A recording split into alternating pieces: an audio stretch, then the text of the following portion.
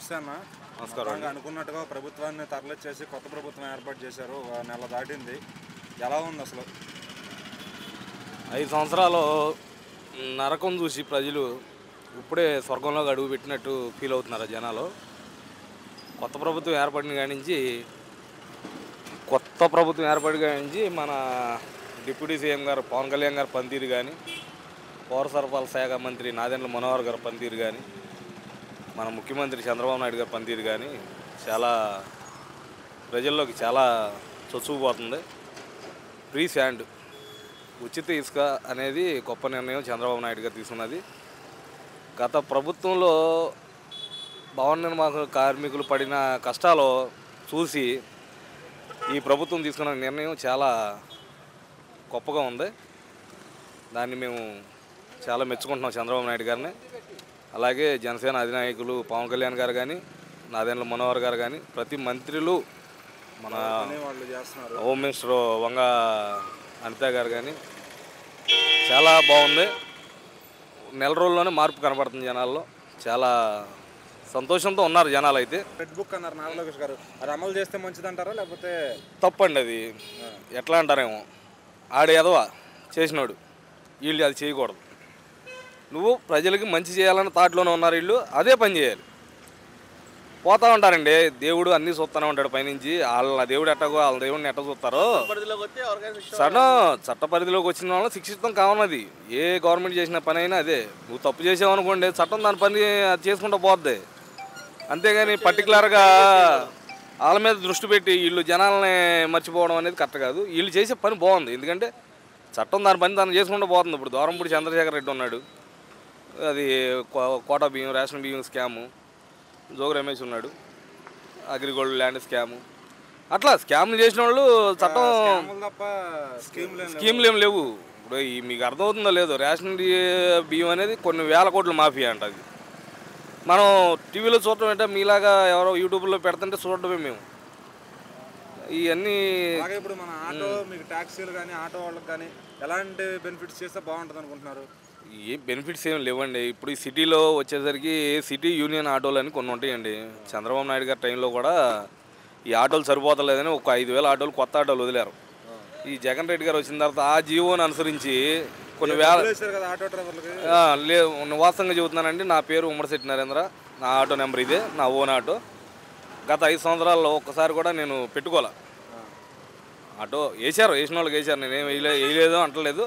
నేను పెట్టుకోవాలి, ఎందుకంటే నాకు అక్కర్లేదు. నేను కష్టపడి సంపాదించుకుంటాను, నా పిల్లల్ని నేను పోషించుకోగలుగుతాను. నాకు నమ్మకం ఉంది కాబట్టి నేను వాళ్ళు ఇచ్చే పథకాలకైతే నేను ఆశపడాల. అమ్మ ఒడి పెట్టుకోలేదు, జగనన్న కాలనీలు ఇదే ఇళ్ళ స్థలాల గురించి పెట్టుకోలేదు. ఎందుకంటే నాకు ఉండాల్సింది నాకు ఉందండి. ప్రతి ఒక్కరు నాలాగా ఆలోచించాలని నేను అనుకుంటా.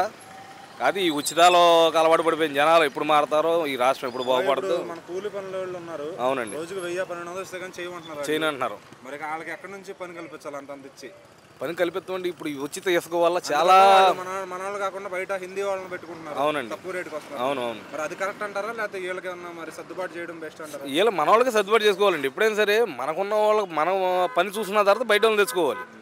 రేపు అమరావతి స్టార్ట్ అయితే పని వాళ్ళు అవును చాలరండి. ఎందుకంటే ఆ రియల్ ఎస్టేట్ పరంగా కానీ ఏదైనా కానీ భవన నిర్మాణం అనేది ఒక టాపీ మేస్త్రి కనపడుతున్నారు అనుకుంటారు మీరు. టాపీ మేస్త్రి, ప్లంబరు, ఎలక్ట్రీషియను, పెయింటరు, కార్పెంటరు, ఇది ఒక వ్యవస్థ అనమాట. సిమెంటు, ఇసుక, ఈ ఐరన్, కంకర, ఇటుకరాయి, సిమెంట్ రాయి తీసేవాళ్ళు, ఇది ఒక వ్యవస్థ అనమాట. ఏంటంటే ఇప్పుడు నేను 10,000 సంపాదించుకుంటున్నానండి. నేను 10,000 నేను ఇంట్లో తీసుకెళ్ళి నేను దాచుకోను కదా.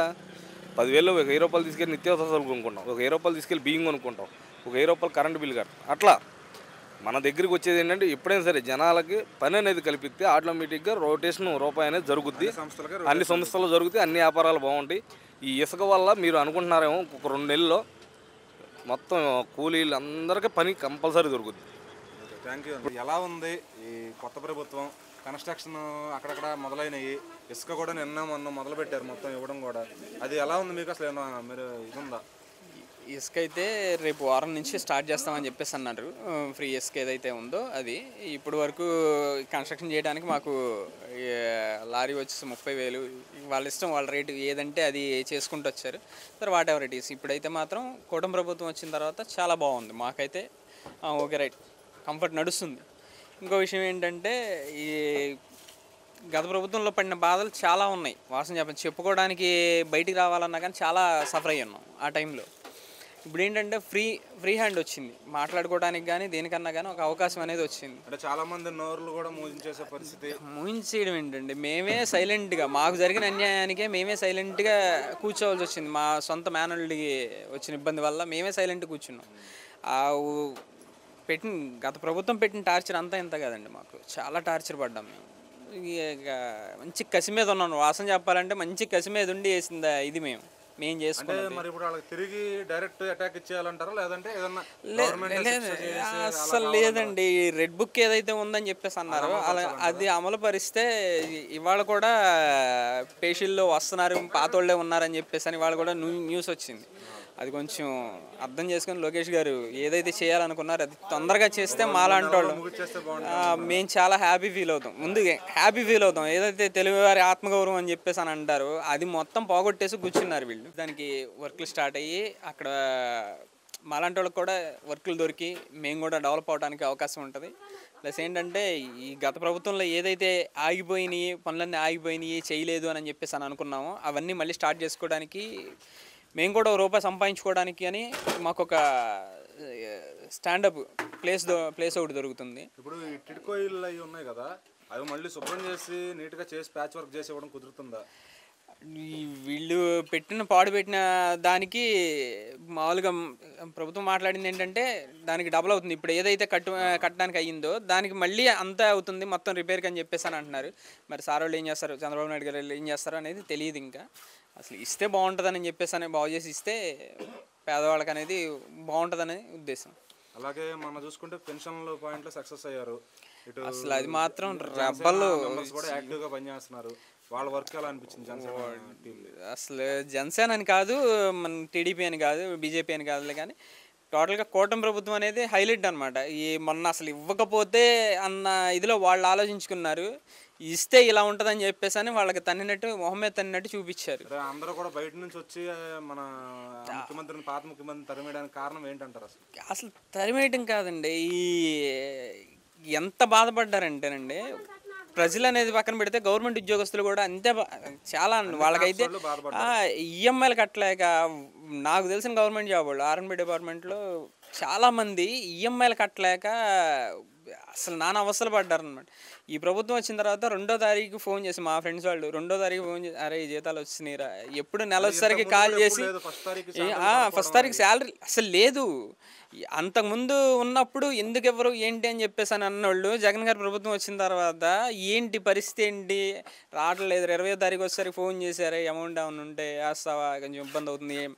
అలాంటిది ఇప్పుడు 2వ తారీఖు శాలరీలు వచ్చేసరికి చాలా హ్యాపీ ఫీల్ అవుతున్నారు. గవర్నమెంట్ ఉద్యోగస్తులంతా చాలా హ్యాపీ ఫీల్ అవుతున్నారు అనమాట.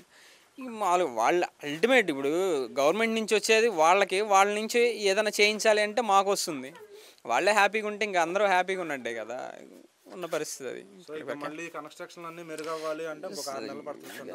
6 నెలలు కాదండి, అసలు చంద్రబాబు నాయుడు గారి దూకుడికి చాలా ఫాస్ట్గా వస్తుందని, చాలా ఫాస్ట్గా వస్తుంది రిజల్ట్ అనేది. ఎందుకంటే మీరు పని చేయండి నేను ఫలితం చూపిస్తాను అంటున్నారు ఆయన. పని చేయడానికి మాకేం బద్ధకమా, చేసుకుంటూ వెళ్తా ఉన్నాం అనుకోండి. కన్స్ట్రక్షన్ ఫీల్డ్ అయిపోద్ది అంతే.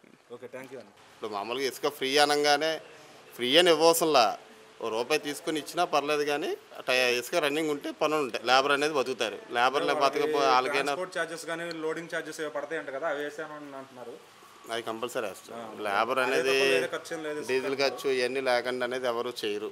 ఆల్మోస్ట్ లేబర్ అనేది వరకు వాళ్ళకి రూపాయి రావాల్సిందే. వాళ్ళకి రూపాయి లేకుండా వాళ్ళు కష్టపడి పని చేయలేరు కదా, వాళ్ళదే ఉండాలి. అది అలాగే ఇప్పుడు గత ప్రభుత్వంలో చూసుకుంటే అసలు కన్స్ట్రక్షన్ పనులు చాలా వరకు ఫుల్ స్టాప్ పడిపోయాయి. మళ్ళీ ఇప్పుడు ఫ్రెష్గా చాలా స్టార్ట్ అయినాయి.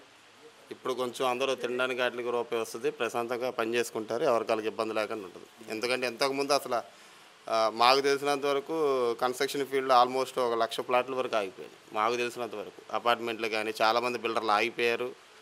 ప్లస్ అదొకటి వాళ్ళకి సరిగ్గా మెటీరియల్ అనేది ప్రతిదీ రేటు పెరిగిపోవడం, దొరకకపోవడం టయానికి, దానివల్ల ఎవరికి పనులు లేవు. చాలామంది వరకు లేబర్ అంతా రోడ్ల మీద కూర్చోవడం, చిల్లర ఖర్చులుగా వీటికి అలవాటు పడిపోవడం ఇవే. అలాగే ఈ టిడ్కో ఇల్లు ఏమైనా శుభ్రం చేసి ఇస్తే వర్కౌట్ అవుతాయి అంటారా? టిడ్కో ఇల్లు కట్టారు కదా అపార్ట్మెంట్స్ గత ప్రభుత్వంలో. జనాలకి మనం ఇప్పుడు చేసేది ఏం చేయాలంటే మెయిన్ ఈ డబ్బులు ఇస్తాం, 10,000 వేస్తాం, 20,000 వేస్తాం, గ్యాస్ బళ్ళు ఫ్రీగా ఇస్తాం, ఇవన్నీ అవసరంలా. వాళ్ళు చేసే పనులు అయితే సక్రమంగా చేసుకొని పని కల్పిస్తే చాలు. ఇప్పుడు రోడ్డు మీద చాలామంది ఉన్నారు, గుళ్ళ దగ్గర కూర్చొని అడుక్కునే వాళ్ళు కానీ ఇలాగే చాలామంది ఉన్నారు. అలాంటి వాళ్ళందరికీ ఒక పని కల్పించారనుకోండి, మన ఇప్పుడు అమెరికాలో ఏం చేస్తారు, బెగ్గర్ అనేది కనబడుతుంది. ప్లస్ బెంగళూరు వెళ్తాం, నీట్గా ఉంటుంది. రోడ్డు మీద టాయిలెట్ పోయడం, చెత్త చేయడం ఇవన్నీ ఉండవు. అలా నీట్గా చేసుకుని శుభ్రంగా చూసుకుంటే అదే బెటర్.